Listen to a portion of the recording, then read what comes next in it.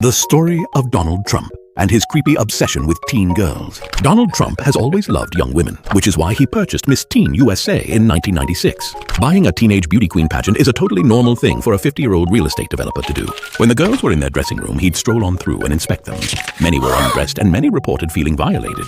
Again, this is a totally normal thing for a man in his 50s to do. Donald had his employees encourage the teenage girls, who were not dressed, to talk to Donald, to lavish him with praise, to tell him they were grateful. Again, totally normal thing for Donald Trump, the 50-year-old real estate developer, to do.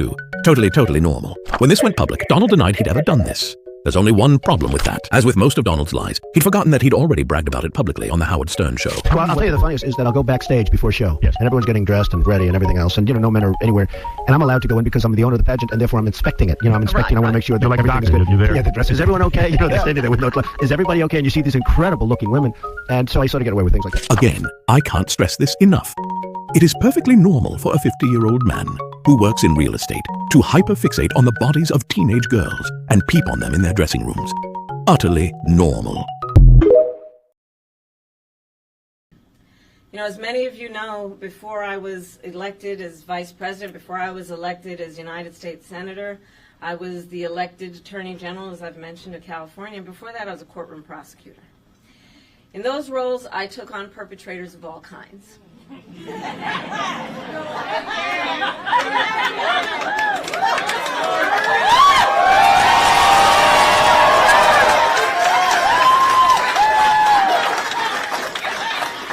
Predators who abused women, fraudsters who ripped off consumers, cheaters who broke the rules for their own gain. So hear me when I say, I know Donald Trump's type.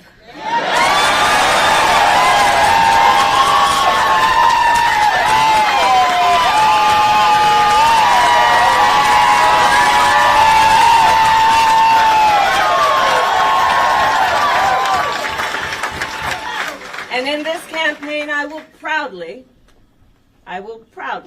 put my record against his.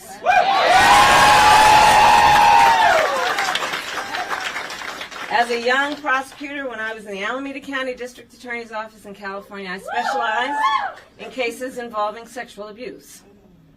Donald Trump was found liable by a jury for committing sexual abuse. As Attorney General of California, I took on one of our country's largest for-profit colleges and put it out of business. Donald Trump ran a for-profit college, Trump University, that was forced to pay $25 million to the students it scammed. As district attorney, to go after polluters, I created one of the first environmental justice units in our nation. Donald Trump stood in Mar-a-Lago and told big oil lobbyists he would do their bidding for a $1 billion campaign contribution. During the foreclosure crisis, I took on the big Wall Street banks and won $20 billion for California families, holding those banks accountable for fraud. Donald Trump was just found guilty of 34 counts of fraud. Sir, can I ask you a question? Hi. Why do you think that Donald Trump's a sexual predator? He admitted to being a sexual predator. He did? Yeah. When? When did he admit that? Do you live in a cave, lady? When did he admit that he was a sexual predator? Do you know what a predator is? When he said he grabbed women by the pussy. Oh, that's a predator? Grabs women by the pussies and thinks that he has every right to do it. Don't get in my face. I'll get in your face. You will not get in my face. You're so goddamn dumb. Oh, okay, I'm dumb. You're dumb. You don't know. Look at you. Look at you. You don't even know he said that. I know he said that. You are stupid. He said that to a guy on a hot mic. Stupid. I'm not stupid. Yes, you are. No, I'm not. How many listen. women have filed suit against him for grabbing I have them? no idea. How many women filed suit against Bill Clinton? Why are you defending Trump if you don't have no idea? I will defend Trump till the day I die. Well, you're a pig. Well, what? A pig. A pig? I'm a pig. Okay, what's your name, sir? None of your business. Yeah, well, let's see. Ed and Mary, Penn State. Okay, because I'm going to send this to Donald Trump and Donald Trump Jr. Good. And tell him that you're... And tell Donald Trump to come down here. I want to punch him right in the nose. You won't punch him in the nose. I would punch him right Would in you the really? nose. Okay, well, I'll tell him. Tell him. I'll tell him that you say he's a sexual predator. He's a pig. And that he's a bigot and a racist. Bigot, a racist, and he's a pig. And that you sit out on the middle of the... Here's the paper. They're going to take pictures. You want your picture? Yeah, yeah, take a picture of this guy. She thinks I'm crazy. I think that you shouldn't be able to say that about the President of the United States. Maybe he's a pig. That he's the President of the United States. Where are you guys from? Village's News. The Village's News? All right. Because see, I'm gonna send this to put it on Twitter today. Yeah, please. And I'm gonna see. Tennessee is recognized. Thank you. Firstly, I'd like to recognize, unfortunately, the fact that our colleague and my colleagues side by side made for many, many years in this committee, Sheila Jackson Lee is no longer with us. She was a great member and a force for America, and her loss is felt and great. Secondly, I'd like to say to the FBI director that there were some remarks made when you were introduced, preemptory remarks saying that people don't have great faith in the FBI and et cetera, et cetera, et cetera. I have great faith in the FBI, and I think most of us on this side of the aisle do. And we appreciate your work and appreciate your being here. Some on the other side of the aisle have cast aspersions upon the FBI and upon law enforcement. And if they don't want to support law enforcement, that's their business. But I support law enforcement, and the FBI is the top rank of law enforcement in our country. So I thank you and all of your people that work with you. Secondly, there's been some questions about the FBI maybe being weaponized.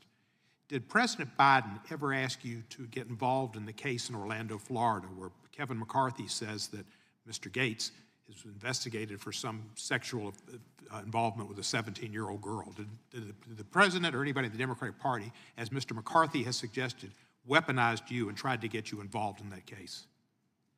No, sir. Good, thank you. Just wanted to make sure of that. Butler, Pennsylvania, I read something about a ladder. He used a ladder to get up on that roof, and that the ladder was found somewhere a distance away. Is that true? So we do know that he purchased a ladder.